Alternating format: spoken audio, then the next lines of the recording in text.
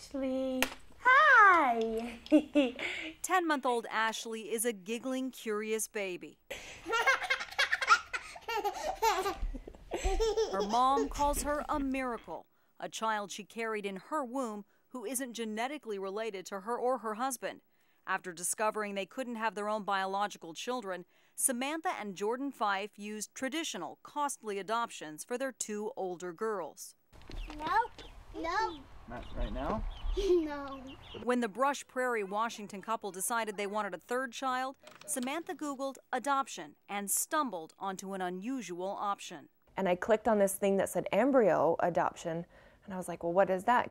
And as long as you could carry a pregnancy, you had this option of giving birth to an adopted child. As more and more families opt for in vitro fertilization, there's a surplus of hundreds of thousands of leftover frozen embryos. They're either stored, destroyed, used for medical research, or now a growing trend, donated to adoptive families. Samantha's search took her to an embryo matching website and to the profile of an Arizona couple, Vince and Dana Davis, who'd used in vitro to build their family. We've got the dilemma. We've got 5 embryos left, and what can you do? The Davises decided on embryo adoption. They were choosy, looking for a like-minded Mormon family. There was Samantha, and she said, you know, we're looking for embryos. And I clicked on her website, and this amazing feeling just came over me. And I think she called me 2 or 3 days later in the morning, and we just were best friends instantly. The families drew up a legal contract. Considered a transfer of human tissue, no money was exchanged. The 5 frozen embryos were released to the Fifes and shipped to a Washington fertility clinic. 2 were implanted, 1 took. Samantha was pregnant, and a little girl, stored as a frozen embryo in liquid nitrogen for 4 years, was born 9 months later. And I just held this tiny little 5.5-pound, beautiful, perfect peanut that I had grown somehow, and it was surreal, is the best word I can think of. Some embryo donations are anonymous. Others, like the Fifes, are open. The Davises say they wanted to give their unused, healthy embryos a chance at life. I'm not quite sure what the future will entail of our relationship with each other, but I have every confidence of knowing that this little girl went to an amazing family, and just so happy with our decision. Give me this. While some may view adopting embryos as controversial, the Fifes call it a gift and also a less expensive option. So I think that this is a really good option for a lot of people, and if you want to experience pregnancy, it's a great option. The Fifes still have 3 frozen embryos left and are hoping to add at least 1 more to their unorthodox family.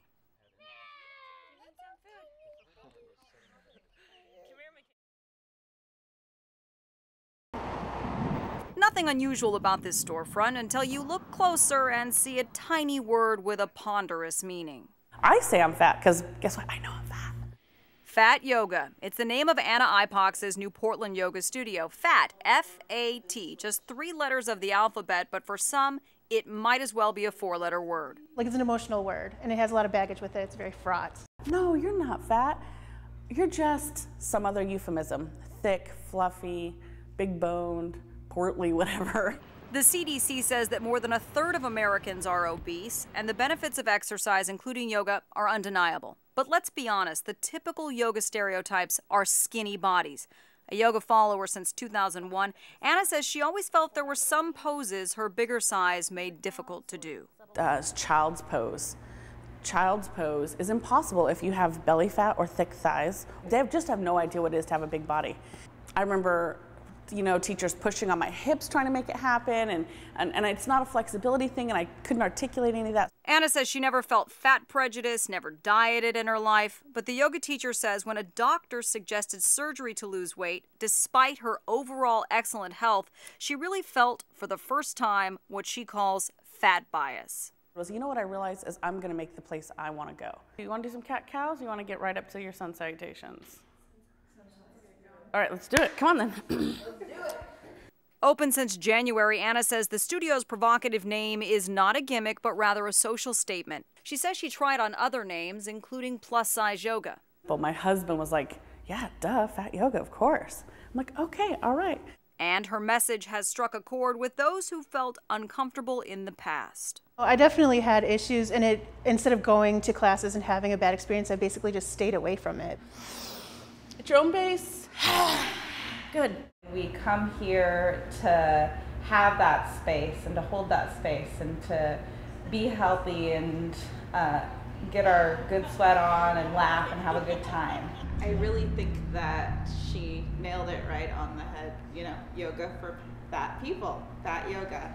Anna is not advocating people avoid weight loss, and her classes are open to all shapes and sizes, but she does embrace the chance to help reclaim a word she says has been synonymous with shame. So there's a responsibility as a fit woman of size to be visible and to challenge those stereotypes. Making fat nothing more than a word etched in glass.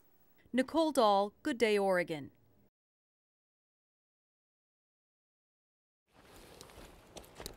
It's so changed so much. More than 25 years ago, this secluded spot in the Molalla Forest was different. Some tall trees were just saplings then. Everett Banyard remembers he'd gone out hunting. Been bow hunting for over 40 years. It was late afternoon. Dappled sunlight filtered through an overhead canopy of foliage. He says he glanced down, saw some unusual matted fern, and made a gruesome discovery. Right over here, where I found the two bodies. The bodies of two young women, one on top of the other. That's why I took my foot and pushed it apart and seen what looked like a bare butt, and then I went down when I seen the leg, the foot, then I knew what it was, and I backed off. I just got out of the area. Until now, Banyard has never spoken publicly about that August day and the days that followed when police and criminalists combed the forest and found the bodies of 4 more women, 6 in all, victims of Dayton Leroy Rogers, later dubbed the Molalla Forest Killer. That still has some blood on it. Can you see that? Yes. At his trial, prosecutors exposed Rogers' double life, a quiet repairman with a family who tortured and murdered prostitutes. In 1989, he was convicted of killing 7 women, 1 outside an Oak Grove restaurant, along with the 6 women whose remains were found here. Using dental records, the discarded bodies were all identified, all but 1. Jane Doe number 6 is a huge mystery for us. Identifying Jane Doe number 6 has become a personal mission for forensic anthropologist Dr. Nikki Vance. Digging through archive evidence at the Oregon State Police Crime Lab late last year, Dr. Vance found some of Jane Doe number 6's scalp and hair. And we decided, well, it's biological material. We've got a chance to do DNA on it. Let's go ahead and get it done. We had really a perfect storm, a good resource in the fact that it was packaged correctly. Investigators in 1987 were very diligent in the way they maintained this evidence.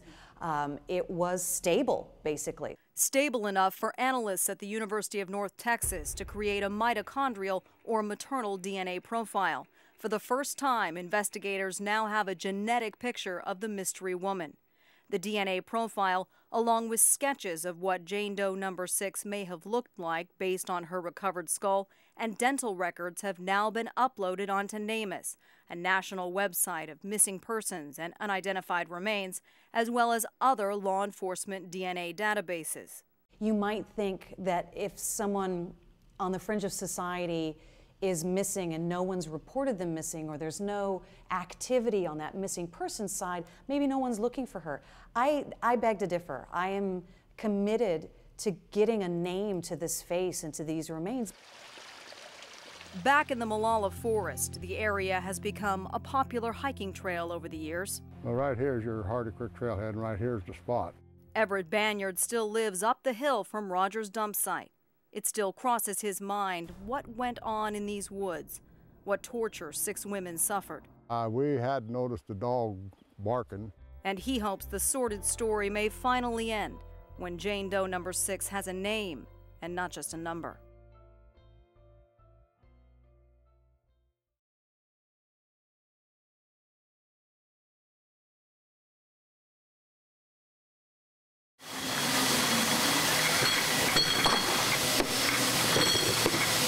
At the Rogue Ales Brewery in Newport, a brigade of bottles are lined up, eager to be filled, labeled, then ready to ship. On a recent day, it was their most popular brew, Dead Guy Ale. The mischievous names of their handcrafted ales suggest that at Rogue, irreverence is intoxicating. We do things that we think are fun, tongue-in-cheek. But what's brewing now is truly cheeky. It wasn't really my idea, but... Rogue is developing an ale made from wild yeast harvested from the whiskered beard of Rogue's award-winning brewmaster, John Meyer. A beard which hasn't been cut since a six-pack cost under $2. 34 years. I never shaved it.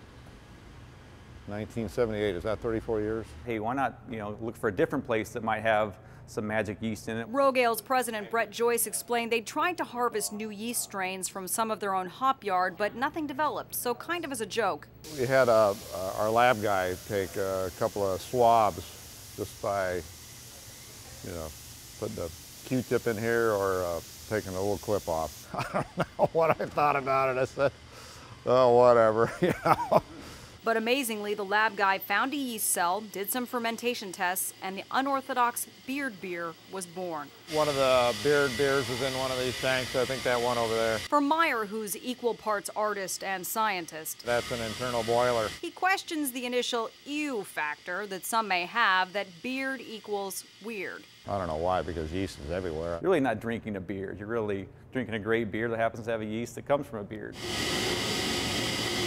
Right now, the beard beer is being fine-tuned. Meyer took a sip. Yeah, that's it. From a test barrel sample. What's it taste like? Tastes like it's got some spices in it. The salt and pepper of his beard and his personality. It's gentle and expressive at the same time. Distilled in the brew. I hope I get a royalty check out of this. Talk about the hair of the dog. Yeah. In Newport, Nicole Dahl, the 10 o'clock news.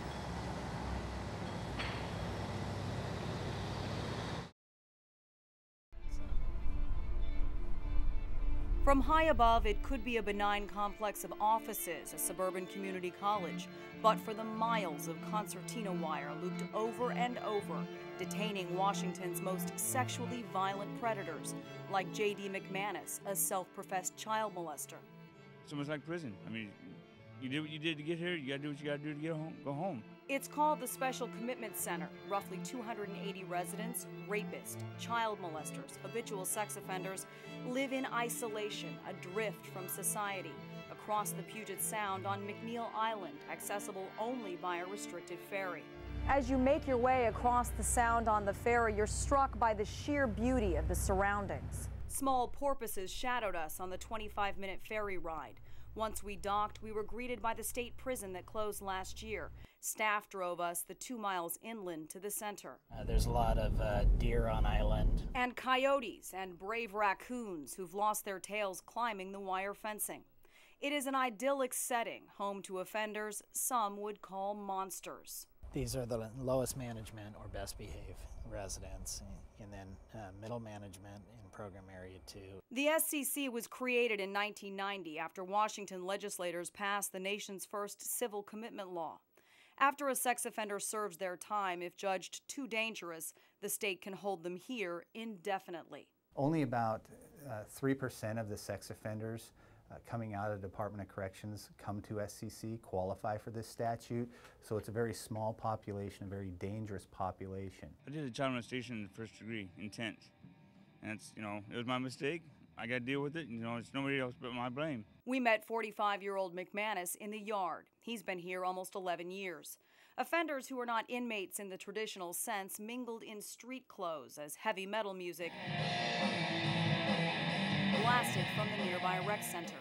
Some high-risk residents live in prison-like cells. Privileges are earned. Lower managed offenders have more freedom. About 250 surveillance cameras keep constant watch. There are currently a handful of residents from Clark and Cowlitz counties, among them Keith Elmore, who was convicted in Clark County of assaulting and kidnapping a woman in 1994. Elmore, who's formally changed his name to Rebecca, has fantasies of becoming a woman by killing and eating women. I woke up in the middle of the night and his hands were around my neck. I thought I was a goner. Elmore's ex-wife agreed to talk with us if we concealed her identity. She believes he should remain committed for the rest of his life. At one point, I thought he was going to be released, and the first thing I did was put my house on the market and try to figure out where I could go. Letting him out would be a violation of all of our rights. The SCC is not meant to be an island of no return. Sex offender treatment is the backdoor exit, but it's a choice, and only about 45% participate. Their progress is renewed yearly. Some may leave. If I get through this course, then I can do better out there for the community and show the community that I can actually behave and keep my hands to myself. While others will likely die on this island, detained under a controversial law, not for what they've already done, but what they might do. Nicole Dahl, the 10 o'clock news.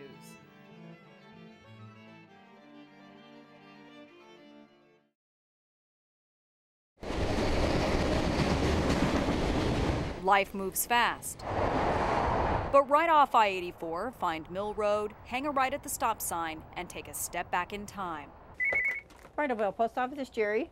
Hi there, hun. 10 by 10, 100 square feet of Oregon timber. It's one of the smallest freestanding post offices in the U.S. And Jerry Kanzler is its postmaster. All right. And only employee. Everybody that lives here realizes that this is kind of like Eden might have been. The original whole idea was the falls were the bride's veil. And that's how that started. Once upon a time, the little shack was Bridalveil's rail station. That's back when there was a mill and the town was a metropolis with a few hundred people. And at least that many dogs and cats. And chickens. This weekend, the post office celebrates 125 years, a milestone anniversary for a place that's helped launch thousands of marriages. If there were 150%, it would be wedding invitations. Brides from all 50 states and around the world. From England, we've gotten them from Thailand. Love the special Bridalveil postmark. That's the marriage station one. All hand-canceled with love by Jerry. Hello. How are you? Invitations to mail. I see. Wendy and Jacob are getting married in September. It's a really cool place to have the address label come from. We wanted to come support it, and it's just super cute. You're like Cupid now every day. Yeah. And you know, it's pretty easy to tell the couples that are going to really make it for life. You see that look and that connection between them that you don't recognize, and it's for real. It's not TV, it's not a movie. It's a real human love story every day through here. Business from the Bridalveil postmark keeps the branch up and running. I want to buy some stamps to help keep you open. Okay. Jerry spends the rest of her day filling the P.O. boxes of the few dozen people that still live around town. It's kind of like having a country store with the potbelly stove. That's what the post office is. Where townsfolk set a spell to chat, find out whose dog's lost, or when the Kiwanis have their next pancake breakfast. The little building itself a love letter to Oregon's beautiful past. Thank you. Have a great day. And an invitation to so many futures. Well, that was pretty special. In Bridalveil,